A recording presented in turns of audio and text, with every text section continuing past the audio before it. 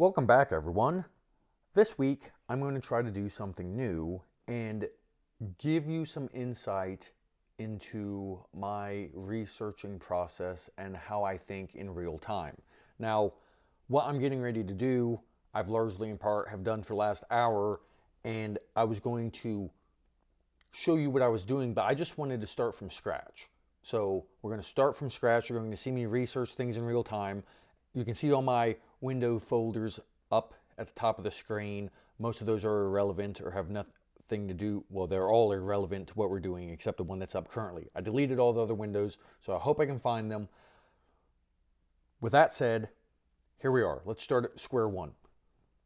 There's a stock, somehow comes into my stream of consciousness. I say, that's interesting, let me read about it. Could be curiosity, could be I want to invest in it, whatever it is. In that case, it's LandBridge. What prompted this?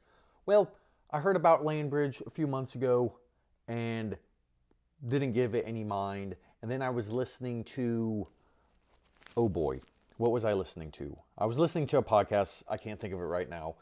Actionable Insights is his paid publication. I cannot think of the guy's name.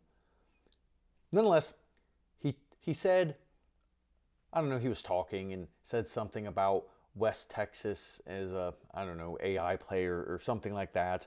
And he's like, I'm not going to say the name because, well, that's what funnel marketing's all about. You give a weekly post about something and then talk about things on an abstract level and then hint at specific ways to play it, but knowing that they have to pay to play essentially, and that's how funnel marketing works. So he didn't say what it was. So then I Googled again out of curiosity and irritation of his secrecy, understandably so, because I guess we all need to make a living, except me because I give all this away for free.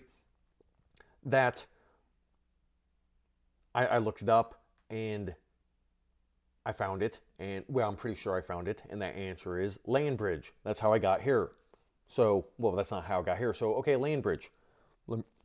Start looking through different sources and platforms and so on and so forth for the company, research, reading. Okay, Seeking Alpha seems like a logical place to start. Let me see if there's any articles. There are articles. Start however you want. Nonetheless, I got here to this article. And now what I want to talk about is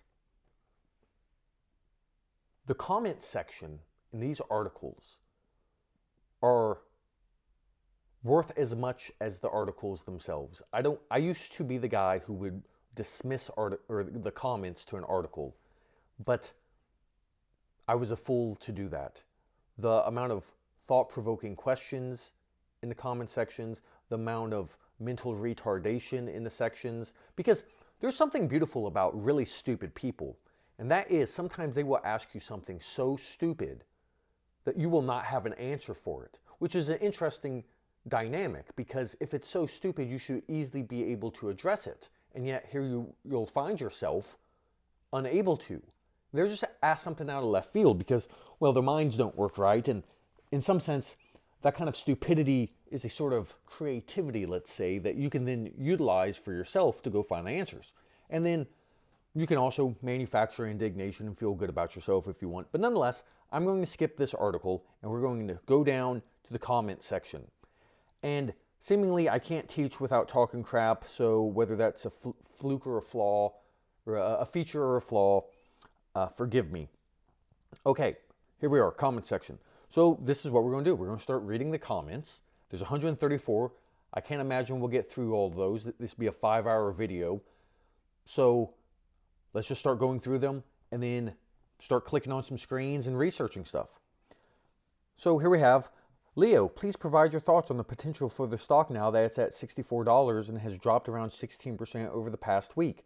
Is this due to speculation that oil prices will drop, or is something specifically to do with the stock itself? Should we be backing up the truck and loading up at these prices? Do you have a price target for the stock for the next 12 months?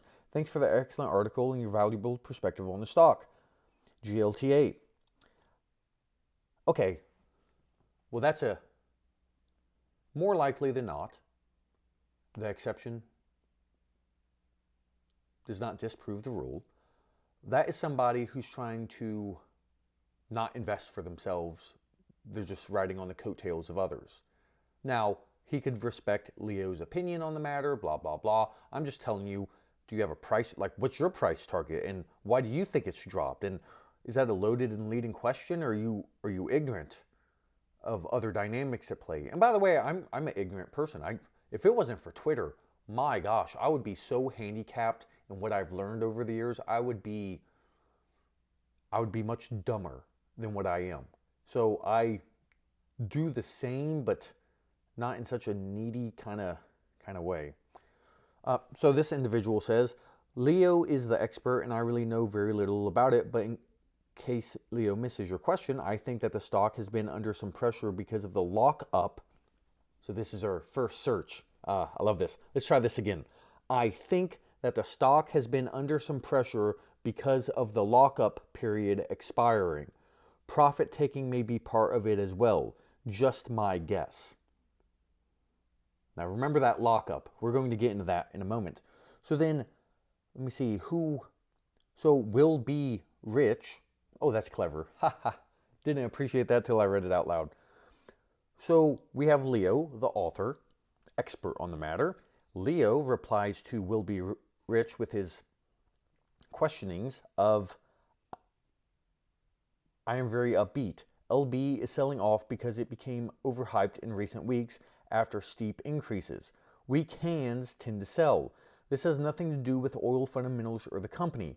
I remain as bullish as ever and even considering doubling my position, even if that means not investing in anything else for at least 2 to 3 months. Okay.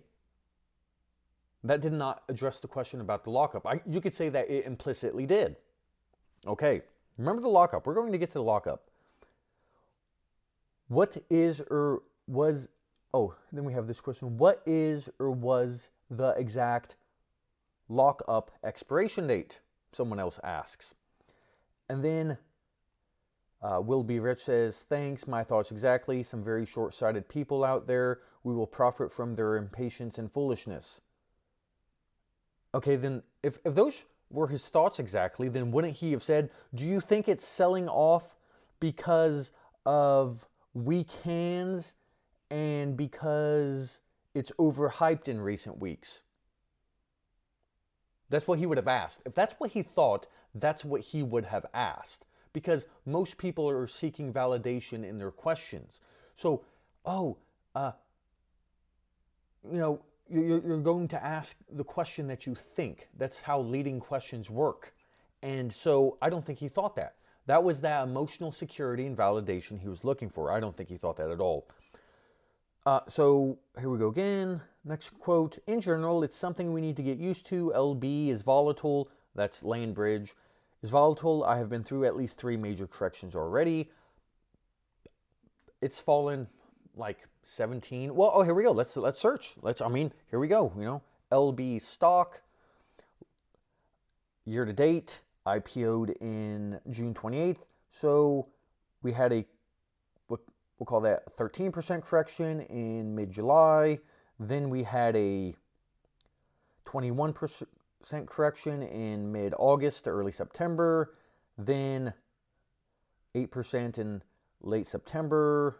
Then 5%, that doesn't matter.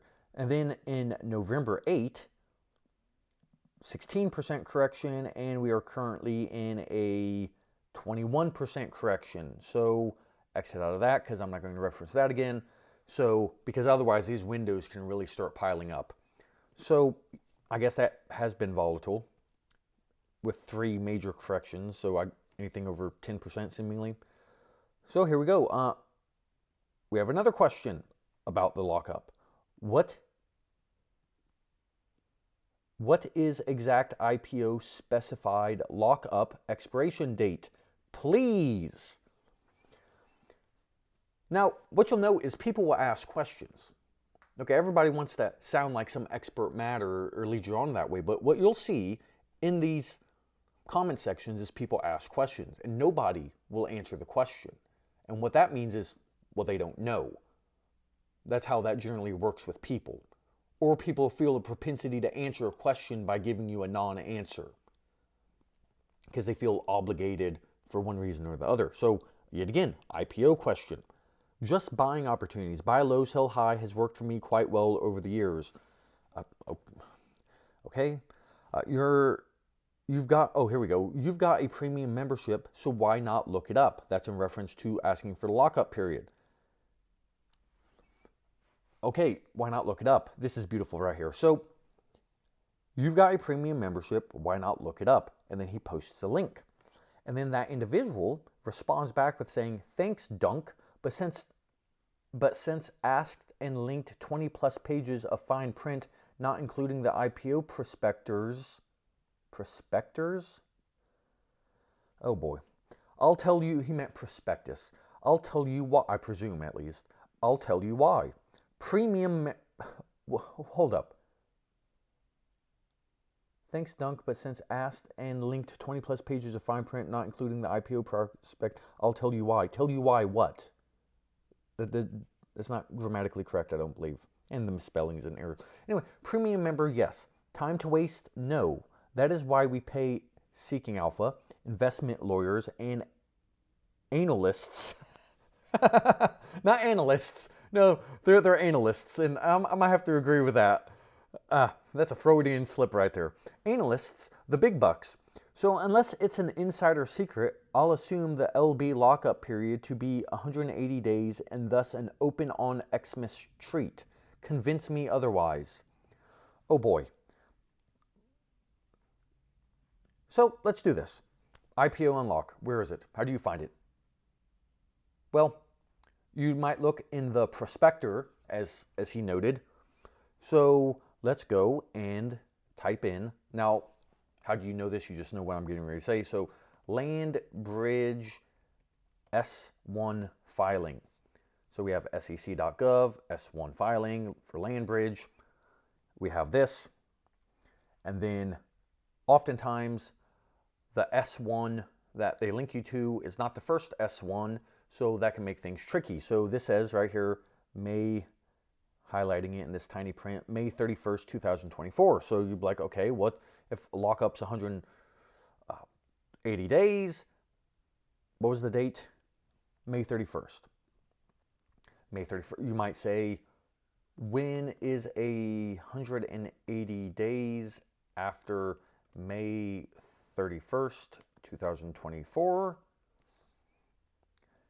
And then this is saying November 27th, 2024.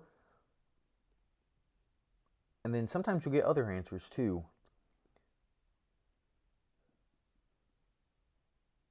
Oh, here we go. This is saying 128 days before would be, oh, that's before. So this is saying roughly November 27th. So that might clue us in that the lockup period has now occurred because he wrote this on December 9th. So what we'll do is we'll go to Land Bridge filings and then SEC filings for Land Bridge. Yet again, don't look like an idiot, which I did and then made a public apology for, and completely type in the wrong company. But if you type in, let's see, LB Investor Relations.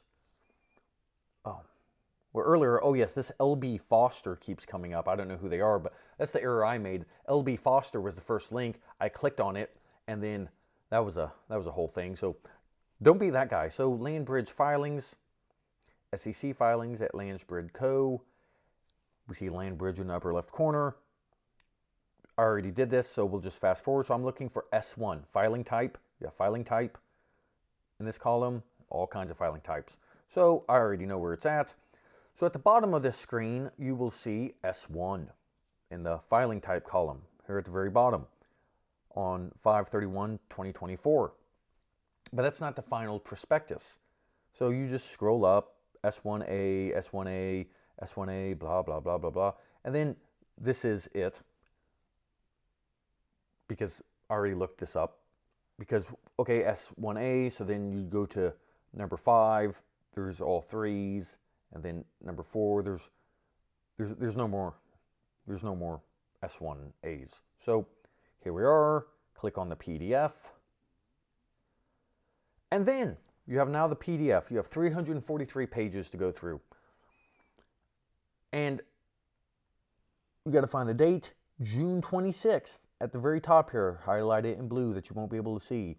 June 26th, 2024. So then we'll go back in. When is 128 days after? Already forgot the date. June 26th. June, let's capitalize, 26, 2024. This is saying December 23rd. And then, read again, sometimes you get multiple answers. Oh, here we go. 100 days later would be December 24th. Okay, so we're getting a lot closer. December 23rd, December 24th should be the lockup period. Okay, that gets us a lot closer. Another way of doing this is, so he provided the link that the guy's too lazy and stupid, ignorant, inept, whatever, intellectually lethargic, personally incredulous, whatever you want to say. You've got a premium membership, so why not look it up? So let's look it up here to the link he provided. Well, how would you find it in all of this? My God, this is more than 20 pages. Let me just say that right now. We got an 8K here. So we could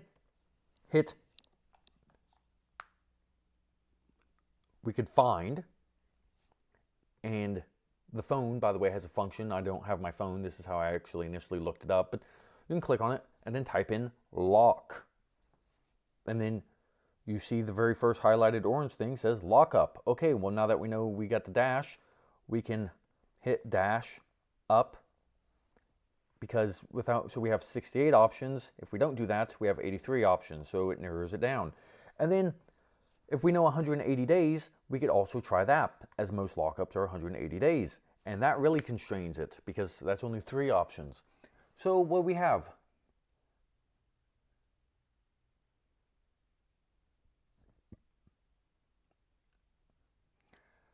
Well, right here it says, during the period beginning from the date hereof, so hereof is the prospectus date.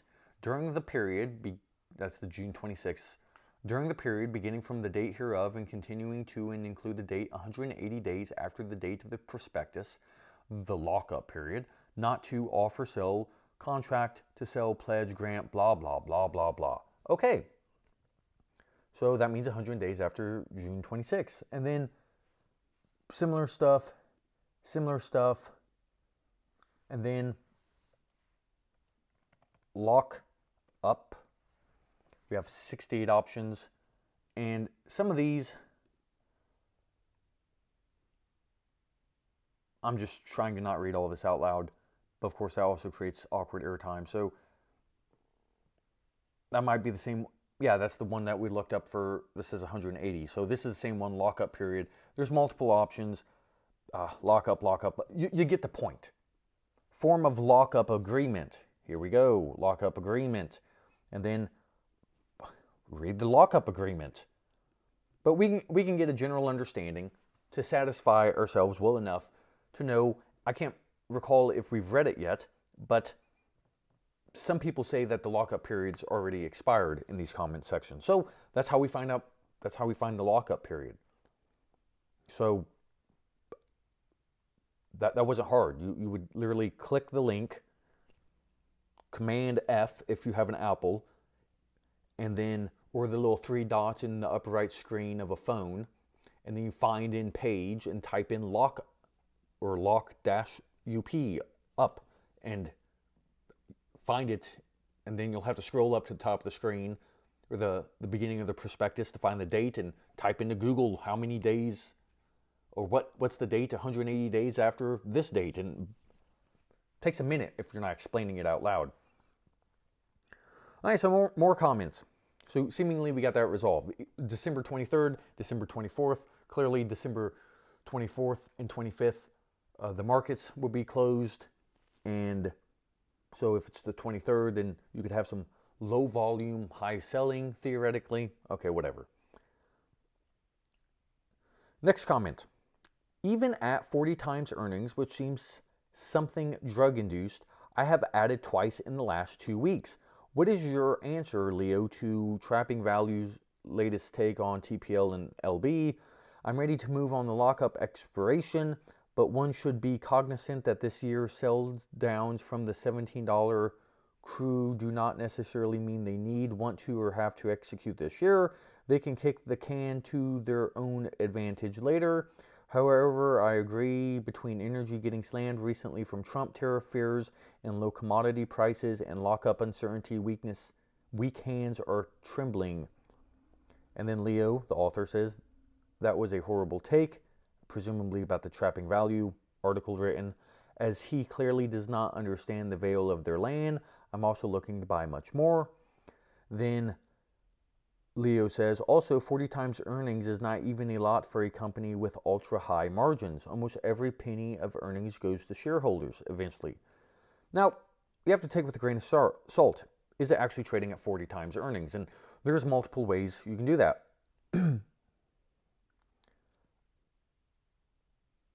Oh, so what is it trading at? I'm going to do this with free cash flow, so I'm going to skip over the earnings. But just because they say, both of them say 40 times earnings, does not mean it's actually trading at 40 times earnings. And then the next question is that trailing or forward earnings? So here we go, another comment. Great take. I waited on the decline at share lockup expiration of Cava and ARM. They never materialized. Slowly adding here. Would love a lower price to pounce. That happens a lot. But on the other end, it also happens a lot that lockup periods people dump. And then you have to realize, is this a viable company? And these kind of hard asset plays, pump and dump, well, I don't want to call them pump and dumps, but dumps from the lockup are less prevalent in hard asset industries than tech stuff, as well as the game of only issuing a tiny little float and then 5% of all the shares outstanding, and then the lockup expires and the under 95% come onto the market. That doesn't happen as much, which we'll get into as well about, well, how many shares are going to come out during the lockup. Here we go. Are there restrictions on, here we go, next comment. Are there restrictions on sales for stock of those who got in prior to IPO? If so, when will those come to pass? So another lockup question that no one has answered except that smart-ass sounding guy who said, prove me otherwise, or convince me otherwise. So, open on Xmas treat. So I guess he implicitly answered it. So, genuine question, perhaps. Are there restrictions? If so, when will those come to pass? Maybe because understanding terminology and having experience can help you look at these things. Because he didn't even use the lockup phrase. So he might not know how to search for that information more quickly without having to read through 343 pages, which, I don't know. You could say, well, if you're going to be a responsible investor, you need to read through 343 pages, but let's kind of be realistic here, please. Next comment. With Q3 results released, looking forward to your next excellent article on LB. I missed the boat after your July 6th article. However, I have initiated an initial position thanks to you. My biggest problem with your many excellent articles is trying to decide which stocks to invest in with very limited capital. Would love to have a recommended diversified list as a starting point. It's a pleasure reading your work. Again, thanks. The author says, good idea for an article. Thank you. Then next comment would be, would love to get your thoughts on LB now after the recent run up in share price. Then he says, working on it. Leo says, working on it. Next comment, oh, you a steak dinner or something. I never would have bought. It's a long-term keeper.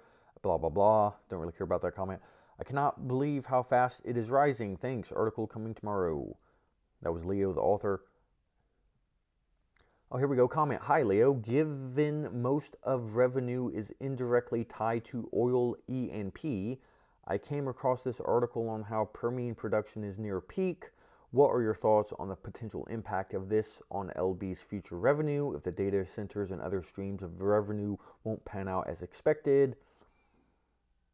I guess Leo never answers that. Interesting. Oh, and then so someone says if Trump wins, then there will be much more drilling and should be more royalties. So a rescue run when there's 130 comments in the comment section like this is you can go back to Seeking Alpha, then type in LandBridge, click on it, and then analysis, and then the article, and then, because I thought he addressed the revenue question about coming from oil E&P. So if we just type in, I thought it was like 16% of the revenue came from that. I thought, oh, here we go. Because LandBridge has surface water and royalty rights, it is much more than a company that benefits from rising oil output in the Delaware Basin. As we can see below, in the first half of this year, just a fifth of its revenue came from oil and gas royalties. Slightly more than 80% of the company's revenue comes from surface, 53%, and resource sales, royalties, 28%. To put it bluntly, LandBridge makes money on everything that happens on its land. So revenue came from oil and gas. Okay, so here we go. This is a chart of, 53% comes from surface use royalties and revenue, 28% is from oil and gas, and then resource sales and royalties make up 19%. So exit out of there because I don't care, and then go back to the comment. Given most of their revenue is indirectly tied to oil E&P. Okay, well, he did say indirectly, so maybe, so you're reading a comment, you're critical on it, you're like, the guy's stupid, but then you're like, well, he did say indirectly, so that is true. If oil fell to zero, guess what? There's not going to be much activity, and that the whole water thing, moving water, is 50% of the revenue. Well, if you're not drilling for oil, then they're not going to be moving much water, and it all collapses as a consequence of, well, as the question asked, indirectly tied to oil E&P. And then, so then the comment to assuage him of the insecurity is, if Trump wins, then there will be much more drilling and should be more royalties. Okay, but there's a supply-demand imbalance. If there's more drilling and then prices fall, then there might be less drilling. So now it's a timing issue. But it's just how I'm thinking about it. And then you have to go research and think about these things. Like, there's a balance somewhere. Where's the balance? Is the balance there? Who knows? Can they even drill more? Is there drilled but uncompleted wells? How does it all work out? Who knows? Okay. Oh, we got a little bickering. Back and forth. Like, here we go. Any reasons for your opinion? In my honest opinion, if Trump wins, then there will be more drilling, which will drive fuel prices down and result in much less profit for the oil companies. Bickering, talking about the 1970s, talking about 1978, blah, blah, blah.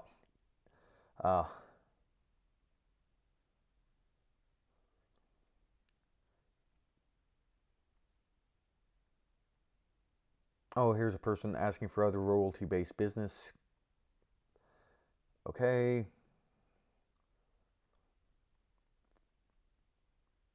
Oh, here we go. I suggest you read Harrison Schwartz on LBR and TPL. He has a difference in the values assigned that make more sense than yours. Are you merely pumping your portfolio? Neither looks cheap or investable at these levels. And then Leo gets defensive and says, then don't buy them. What do I care? But don't accuse me of pumping my portfolio ever. Yeah, telling somebody that they're pumping their portfolios, I don't know, it's just, it's actually a nice self-selection thing, because 9 out of 10 times when someone utters the phrase pumping their portfolio, it's beautiful, because it lets you know that they're probably an idiot and that you can take what they say with a grain of salt. So I actually do appreciate that.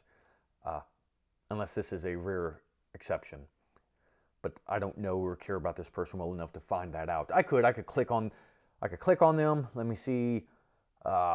Click on them, likes, followers. I thought they had a comments. Here we go. Oh yeah, comments. Made 568 comments, and then just start reading through the comments they've said, and then you conclude whether they're an idiot or not.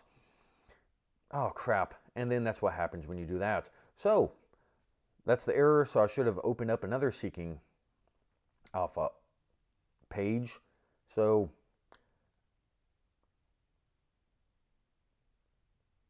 now we have to go find where we were at.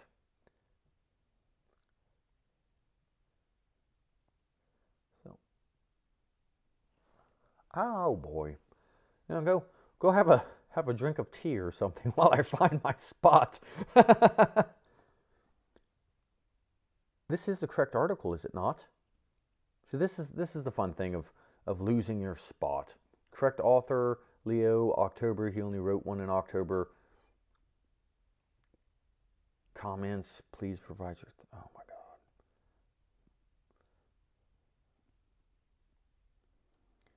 Oh, here we go. Basic speculation, your feelings. Oh, we're getting close. We're getting close. Oh, here we go. Okay, next comment, mic drop. Only wish I added more, Leo. Thanks for your hard work. Also, isn't there a big lockup expiring in December? I'd like to add more. So yet again, like, I don't know. So he knows the term lockup. So can he not find it? Oh, here we go. IPOs are usually done at fair value. LBO IPO'd at $17. How come it is now worth $55? What changed that much? Must be extremely overvalued, like TPL. That's a oversimplification and just stupid thing to say, really, but okay. And I mean, sometimes it's true. It's a very rudimentary heuristic. I'm looking at Kodiak Gas Services. I pretty much bought the IPO unlock, and then, but you'll also see that this data center. Let's go look it up. So Kodiak Gas Services stock. Look at it year to date, and you'll see that it ran up, we'll just call it 40% into April, and then it traded sideways from April till September, and since September, it's ran up 60%, and then they're not the only ones. This whole data center thing. So TPL, I think, is the stock. This bad boy, Texas Pacific Land, it's up 151% or 126%. At one point up 223%, but you'll see it ramped hard in June. And then this LandBridge that we're talking about, LandBridge stock, year to date, ramped up really hard in September. And then, that NBIS, you'll see this relisted, but then it ran up real hard on data center news. So it's this combination of oil and gas, royalty land plays / GPUs as a service type excitement that everybody's getting involved in. And therefore, the LandBridge grabbed onto that excitement later on, because it was only in more recent time, the past couple of months, that the whole, hey, we're going to have data centers on here and stuff, really became big news and excitement, and they started getting coverage and so on and so forth. So you could say, as a oil and gas play and water play, that maybe it was worth around $17. But then once you realized, oh wow, they might put data centers on here and this and that, and then there's synergies with the cheap natural gas and the water processing facility, and the whole not in my backyard dynamic might benefit them, and then so that starts getting priced in and the excitement. So who knows? Anyway, it's a rudimentary and overly simplistic heuristic about things IPOing at fair price. Now, of course, that is true because people do try to initiate public offerings at the peak of cycles because you get the most money that way. Oh, here we go. Next question. Who says TPL is overvalued? And then what changed the price? Oh, here we go. Uh, Another comment. What changed the price that the market is willing to pay for it? That is the idea, isn't it? Now, so now we have like sentiment priced in versus intrinsic value, so to speak, and two terribly inarticulate people are going to probably try to hash that out. Good luck. Sure, but oh, here we go. Oh, here we go. Insiders only own 0.07% of the stock. Not sure how much the lockout expiration is going to negatively affect the stock price. Any thoughts, Leo? Of course, Leo does not answer that question either. And now we got this fancy. I think this is actually a good comment. The IPO sold 14.5 million Class A shares plus another 2.7 million via the green shoe, which, given the success of the IPO, was likely fully exercised. That's 16.675 million shares from the IPO.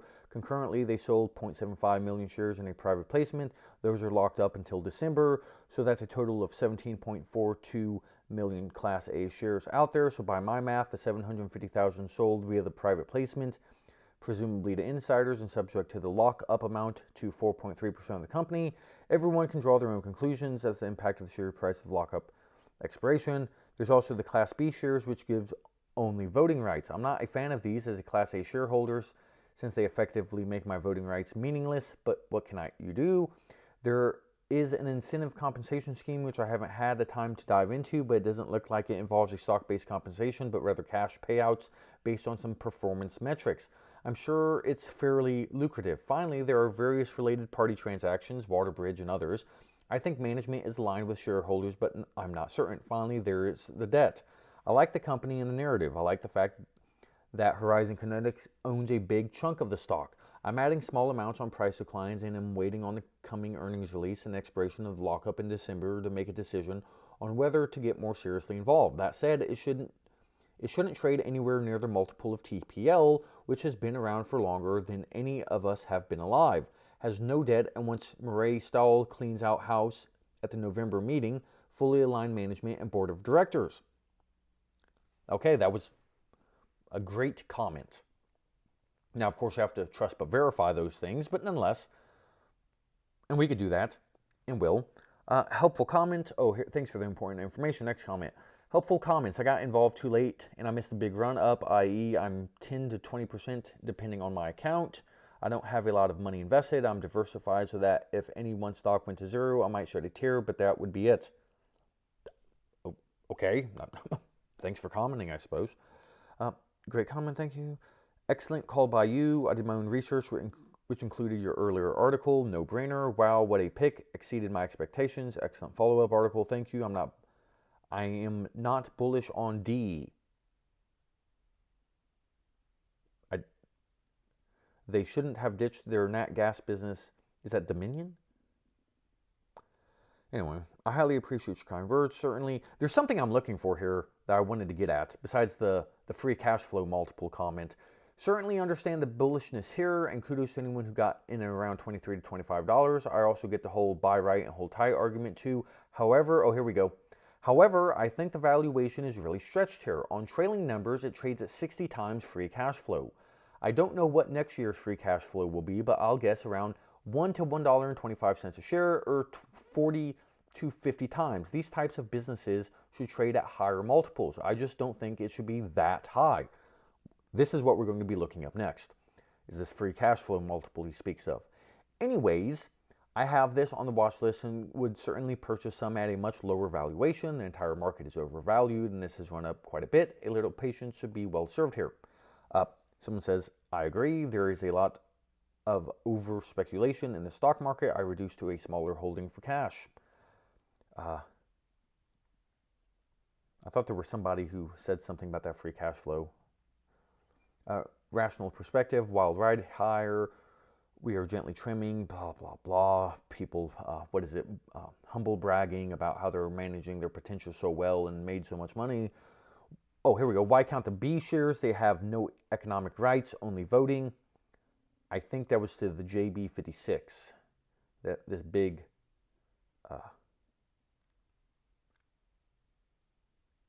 JB56. Where's the big article?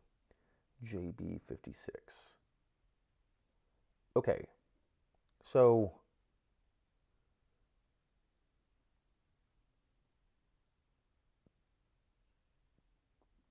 oh boy, where was this? Solid. Where was the comment? Oh yeah, why count the Class B shares? They have no economic rights, only voting. So he's saying that to the person who said that it's trading at 60 times free cash flow multiple. Well, let's look this up. The first place I go is Koyfin, and then type in London Bridge, and then, because I endearingly calling it London Bridge is falling down, because when I started watching it, it's practically fallen every single day, so LB's London Bridges. Nonetheless, that's not part of the investing process, is giving something a nickname, but it can be if you want it to be. And then price to freak, oh boy, price to freak, here we go. You know, it's funny, just something stupid like this. If I do P-E, I get price to earnings. But then if you do price dash earnings, you still get price to earnings. Okay, but if I do P dash F, I do not get price to free cash flow. But if I do price dash free and then type in free cash flow, but it's funny, dash, no space, if I do no space and I type in an F, I get free cash flow. But if I type in, so no space, FR, nothing comes up. So one of those fun things you have to learn about. So this is on a trailing last 12 months, by the way. So if we have a price to, oh boy, free cash, okay, so there's no forward 12 months. So price to free cash flow, this is saying it's trading at 20 times.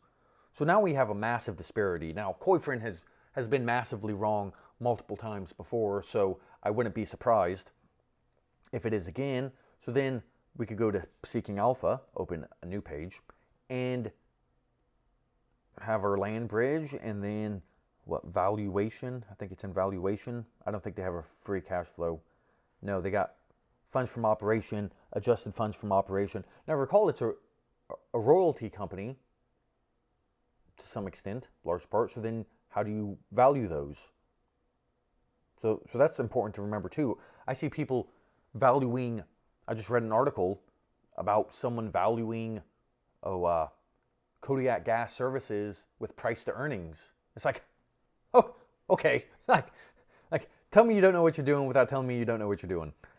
So there is no price to, there's not even a price to cash flow. Oh, here we go, price to cash flow. So that's funny. So this is saying price to cash flow trailing 12 months 20 times. But that's cash flow, not free cash flow. So I'm not really sure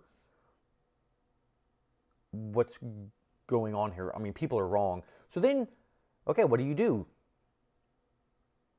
We go back to the comment. It's trailing numbers. It trades at 50 times free cash flow. Well, what do? What you do is you,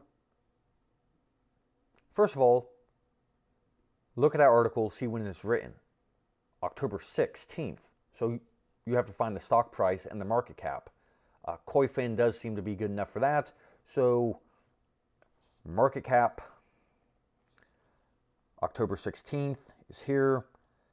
$3.75 billion company, or that's the market cap, not the enterprise value, but that's what he said, because he did say, well, I guess he didn't. On the trailing numbers, it trades at 60 times free cash flow. Is that EV or price? Nonetheless, the answer is price, I believe. So we'll go here. We'll go back to land bridge filings. Go here. And last 12 months. Well, the first thing you'll know is, so we have the 10Q filed in November. So we would need the last 4 10Qs. That's one way of going about it. So quarterly report there, and then, so we can't even get the last 4. So that means we got to find it some other way. Maybe it says it in the quarterly report. That's one way of doing it. So then we'll look at the PDF, and then we'll hit find and type in free cash flow. 59 options. Skip a bunch of, oh well, you'll see. So first thing I saw was, let's go back, free cash flow, and then the first thing we come across is free cash flow of 7.1 million, a decrease of 55% as compared to the third quarter of 2023. So you might be like, oh, I'm interested in this company, and then you're like, hold up, a decrease of free cash flow by 55%? What is going on? And then you see operating cash flow margins decrease of 65%, and then free cash flow margin, a decrease of 65%. You're like, oh boy, we just had a new question asked there. And then we'll just keep clicking through and clicking through and clicking through until we find it. Free cash flow. Here we go. So 9 months, we got 9 months ending at 39 million of free cash flow, almost 40 million of free cash flow. That's 9 months, not 12 months. And we said trailing 12 months. And you're like, okay. And then just click. But so we need 12 months, not 9 months. And then what you find out is, okay, so I'll exit out of this, and then there should be an investor presentation somewhere. I do not know where. Other quarterly current reports. So I'll just go in here and type in LandBridge investor presentation, events and presentations, and then here we go, Q3 2024 earnings presentation. And then, yet again, type in free cash flow. And then start scrolling through here. And then what you see is right here, free cash flow. And it gives you Q4 2023, Q1 2024, Q2, and Q3 2024. Okay. So if you add those all up, 12 plus 17 plus 16 plus 7, and then that'd be, you're not going to see this because typing the calculator on my phone is much quicker than doing it on Google as far as I'm concerned. 12 plus 17 plus 16 plus 7 equals 52. It's in thousands, so it's 52 million.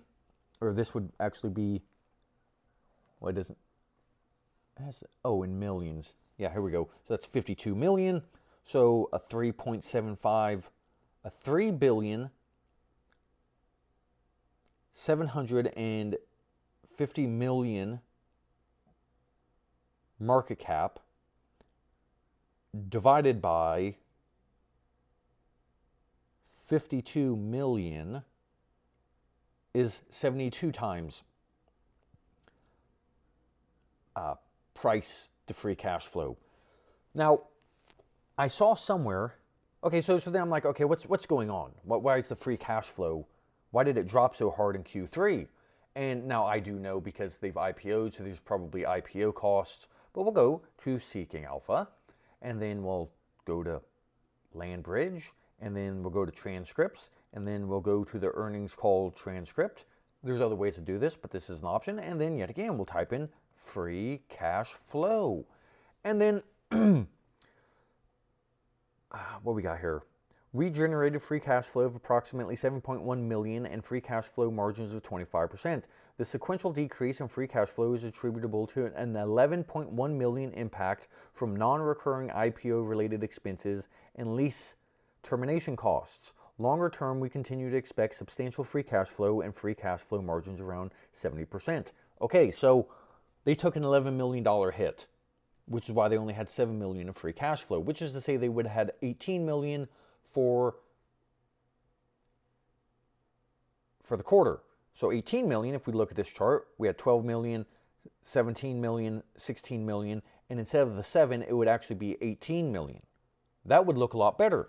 Also, if you then adjust and add up 12 million plus 17 million plus 16 million plus 18 million instead of the 7 million for Q3, you would then get to about a 60 times price to free cash flow multiple, which is all to say that,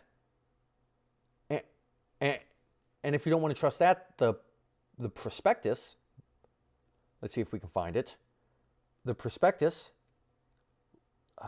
is this it? Yes, S1. You could look at it, type in free cash flow, yet again, 62 options, and then you'll see that year ended December 31st, 2023, free cash flow is 50.2 million, and then so that's the end of 2023. It's at 50 million. And then you can go back, oh boy, 50 million. Got to keep 50 million on the back of our head. So then that means so far this year, they had 17 million plus 16 million. And then since non-recurring one-offs of the IPO and termination of leases, which is interesting what that's all about. But let's just say predominantly it's the cost of the IPO, which we could look in the prospectus. I'm not going to do that. But plus 18 million brings us in 3 quarters, had they not IPO'd and such, they would now already be at where they were for fiscal year 2023, which is to say that, I don't know, if we just average that together and say maybe they'll make Q4, maybe is a week period, so then add in 12, that brings us to 63 million of free cash flow they would have had by end of Q4, which is to say that their free cash flow very well might grow 25% year over year from Q3 to Q4.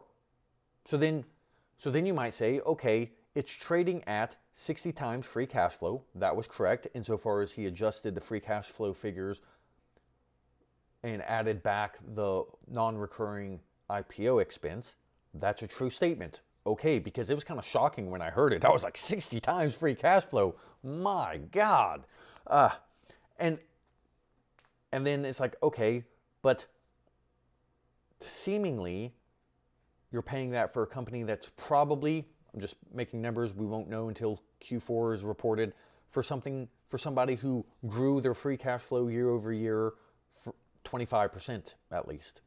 So, okay. Free cash flow figure was correct.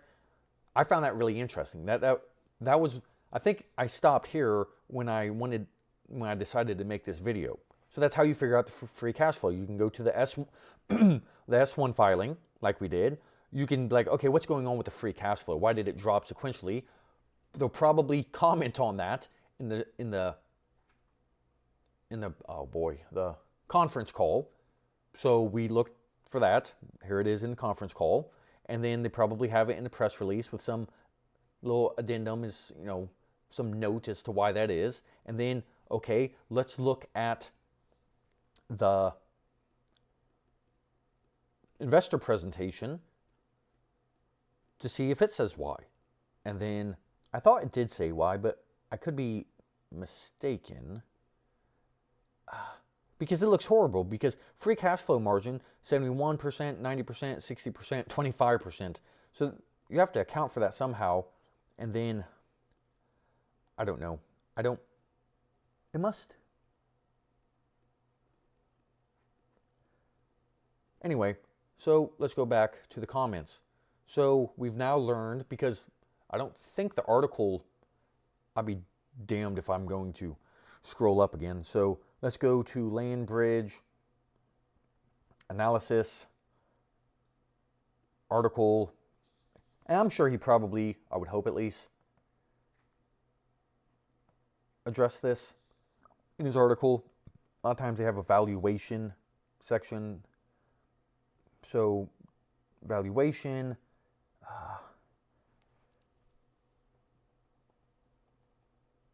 so he addresses it on I actually like the math he did in the article for evaluating its worth. He made no mention of free cash flow, the IC in this, but I did like the math he did. Go read it for yourself. We're here for the comment sections, not the actual article.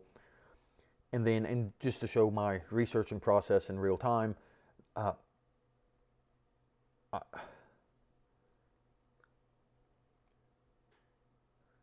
then there was a question of, why count the Class B shares? They have no economic rights, only voting. Well, that's an interesting phrasing. Economic rights. What is he talking about? I don't know. Did the article say anything about it? I don't think it did. And then, well, I'll tell you right now if it did. Let's type in Class B. Class.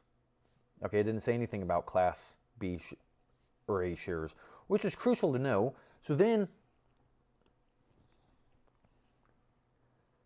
let's go into the S1 filing. Sometimes you'll click on something, especially when you're all haphazard like this, and it'll be completely the wrong thing. So this is the S1 filing. So I found a very specific wording, economic right.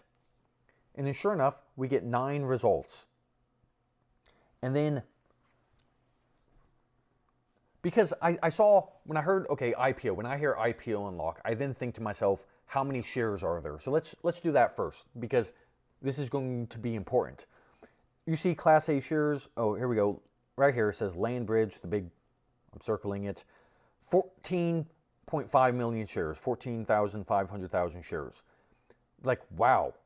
Okay. But that's the free float. What's all the shares altogether? So I just type in shares. And then 870 options come up. Do not worry, we're not going through them all. Thankfully, the information should come up sooner than later. And what I'm doing is, I'm seeing shares, and then as I scroll down, and then I just zoom, speed read over a sentence before and a sentence after, looking for numbers.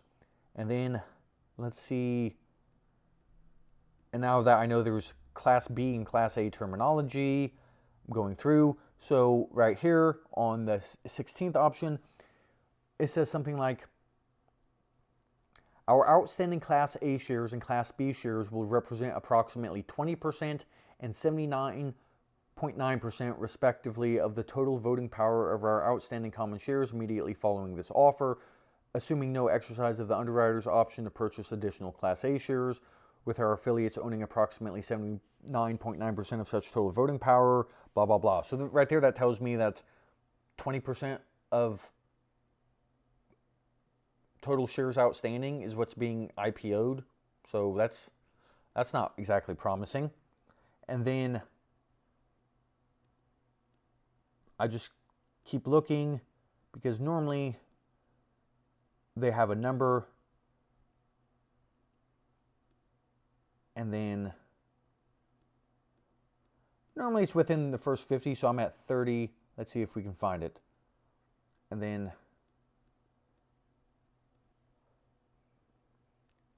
oh boy.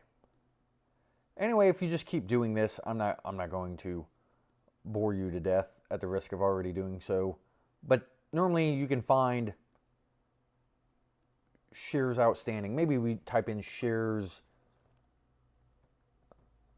So isn't that funny? If I type in share, beautiful. If I type in shares, I have 870 options. And then if I hit a space, I now have 646 options. So let's see outstanding, shares outstanding. So after this offering, we will have 14, here we go. Should have started with that, you know. After this offering, we will have 14,500,000 Class A shares and 57,500,000 Class B shares outstanding, assuming no exercise of the underwriter's option to purchase additional Class A shares. So that's that 20-80% figure they said earlier, except they're actually now telling you how many shares. You could do the math if you wanted to, but here they're actually saying it for you. So, okay, that means, and then we have a little pretty diagram here, LandBridge Holdings, new investors in this offering, percents. Okay.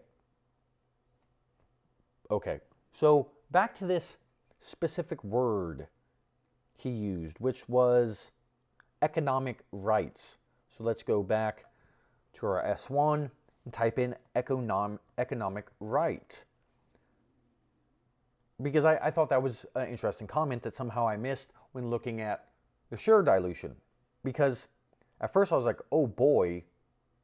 Because why that matters is, it's something like, I got to find a comment. He says, why count the Class B shares? And what that means, what he's talking about, is when this individual decides to figure out the free cash flow multiple per share, my implicit understanding of this is that he's using Class A and Class B shares. And Class B shares don't have economic rights.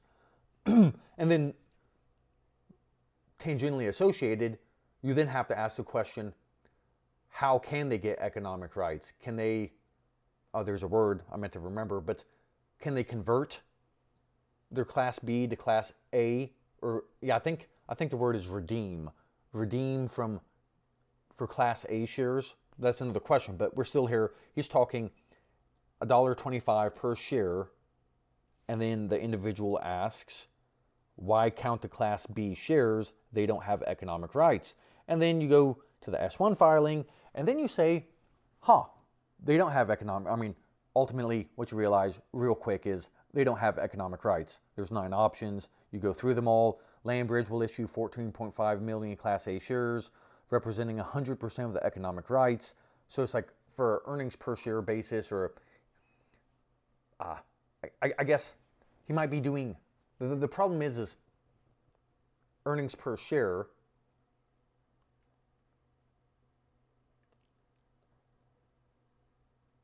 Why would you include the shares that don't get any economic rights?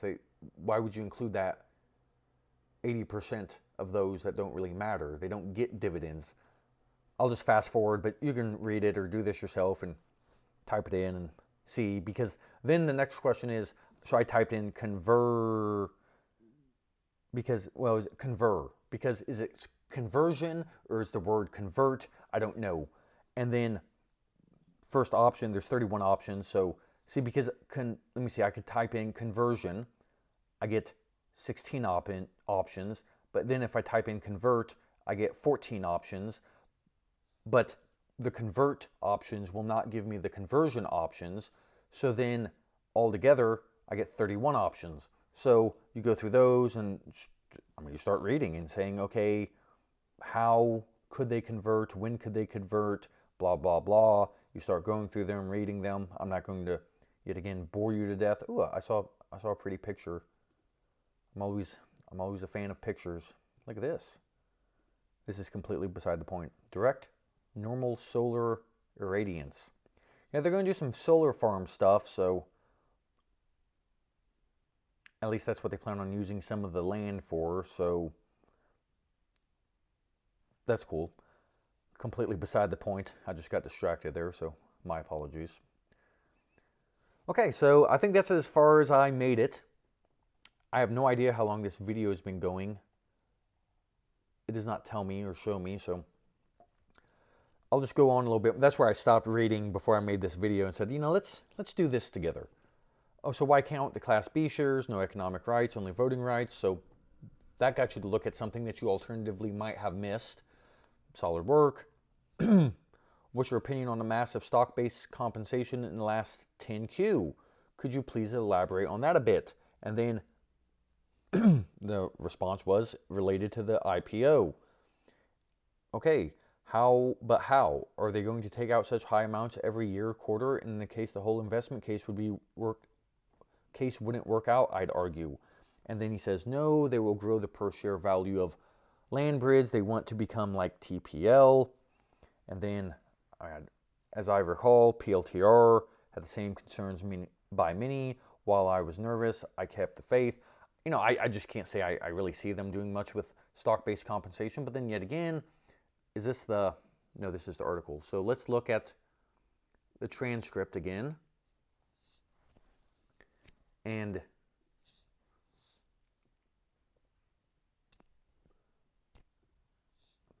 transcript, because maybe they address this. And SBC, no comment. Stock based, no comment. And then maybe we can go to the investor presentation and see if there's any stock based. Okay, so I don't see anything there. So then maybe we could go to the, these are archive presentations, but maybe in the, I don't know. Nonetheless, I'm not, like I said, well, now let's do it. The 10Q, let's find the 10Q. The 10Q is here. I imagine maybe there's a mention of stock-based. Really? SBC? Well, that's interesting that there's no commentary. So let's go cash flow statement. Jeez.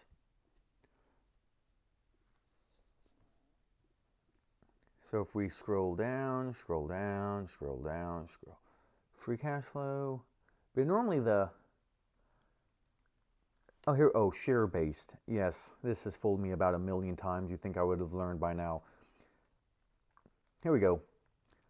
I just know that in the cash flow statements, you'll normally find, even though this is adjusted EBITDA and adjusted EBITDA margin, but the share-based compensation, incentive units, share-based compensations, RSUs, and then look at those. How are they developing? 3 months ending, 9 months ending, and then maybe they have some commentary. What does it say? Share-based compensation, incentive units for the 3 and 9 months ended September 30th consists of 9.8 million related to the incentive units and blah, blah, blah, blah, blah. Subsequent to the offering, any actual cash expense associated with such incentive units is borne solely by land. Okay, so, but my point is you can start looking for it and recall and know that's share-based compensation, share-based, which then forces me, so there's 50 options on the 10Q, share-based compensation, so 84,196, of course in thousands, and then it was negative in 2023, so then knowing that they're calling it share-based, you can then look at the presentation and then see that share-based, and then there's 7 options. So you can look at it, and then we can go to the transcript, and then type in share-based.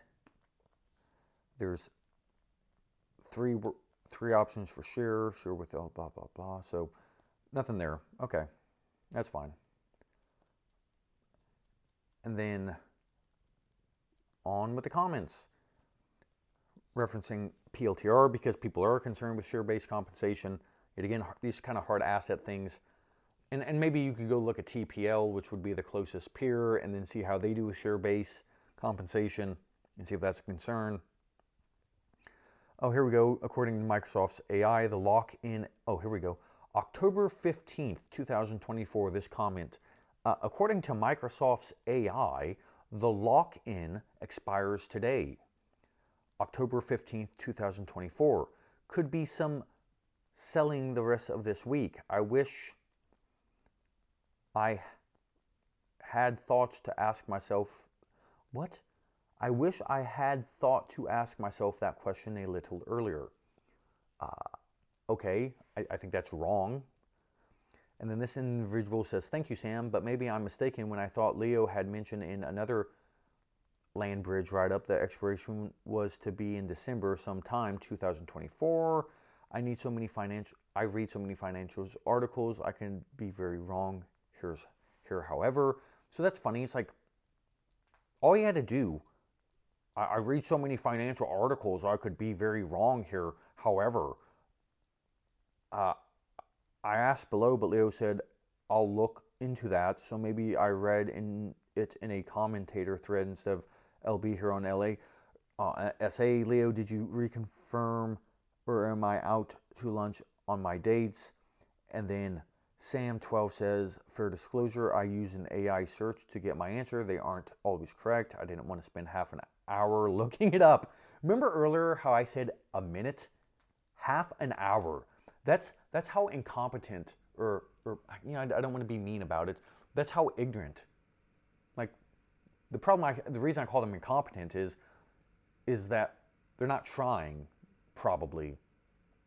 This is I actually have an article in one of these mini windows over here about the difficulties and challenges of being a stock investor, a retail investor when it comes to dating. Because women, I mean me, myself, practically everybody I bump into who kind of does do stock stuff are degenerate idiots, to put lightly.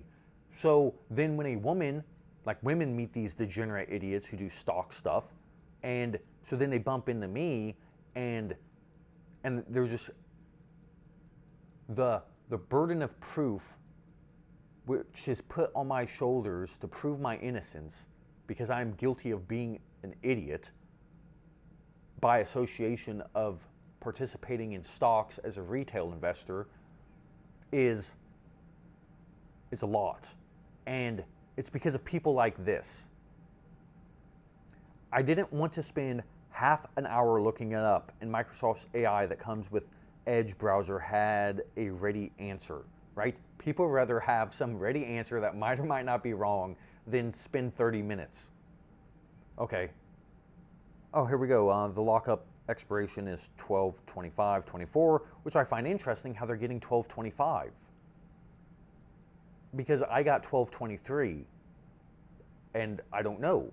Now, close enough, unless you're trying to sell some puts, thinking that things are going to get diluted and the stock's going to tumble. A couple of days really matters. But I'm happy enough with being within a couple of days. I wrote that in my Kodiak Gas Services article, trying to figure out the lockup exact date. So anyway, 30 minutes, beautiful. All you had to do was type in S1 filing or investor relations or financial SECs, and then find the final S1-A, S1-A, and then you click on it and you type in, well, you find the date of the prospectus, and then you find out, well, you can pretty much assume fast forward 180 days from that date, and that's lockup. So I don't know why it would take them 30 minutes, my God. Even if that's an exaggeration, it's like you just look it up right quick. And then you read so many articles you don't know. Like, I read so many financial articles, I could be very wrong here, however. It's like, Leo, so yet again, here we go. Landbridge, analysis. He's written 4 articles. Okay, this one, the top one, happened in the future of this article, which is to say he's written 2 articles on the matter. So then all you have to do is click on the article and then type in lock. Now, the risk is that he made a comment somewhere in the comments section instead of the article, in which case, good luck finding it. But there's no lockup, expiration, not there. So which article did I click on? Betting big on a tiny Texan. So that was the first article. And then his second article, we can type in lock. So no comment, unless it's in the comments section. Then good luck finding that, because for some reason it doesn't do too well searching the comments, which I don't know why. Technology. Nonetheless, thank you. It's not the first time AI searches have misdirected me. Thank you. Where, may I ask, did you find this out? December has been the month that I kept reading about in the past from former SA comments, given a few days before January 1st to see if profit taking occurs or not.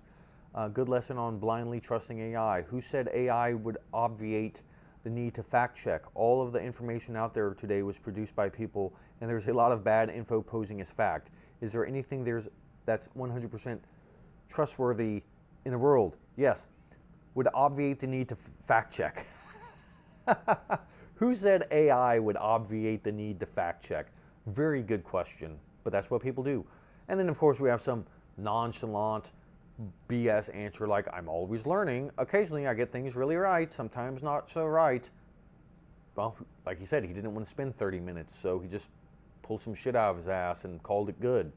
But of course, then commented to make someone else spend the 30 minutes to fact check him. Okay, I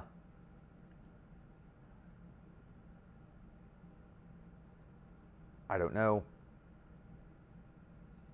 Why in the world wouldn't mom and pop be able to buy TPL? I'll write a comparison, but not soon. I'm afraid. What? Okay, I think we'll call it here.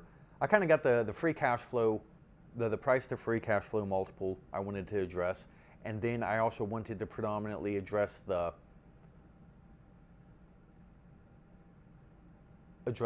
why are you using Class B shares in your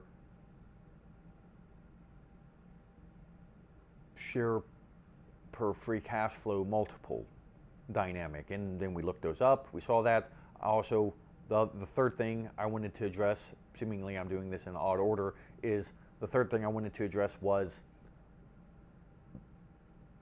lockup periods and lockup expirations and how to figure that out. So we covered those topics today. So with that said, thank you for watching, and until next time.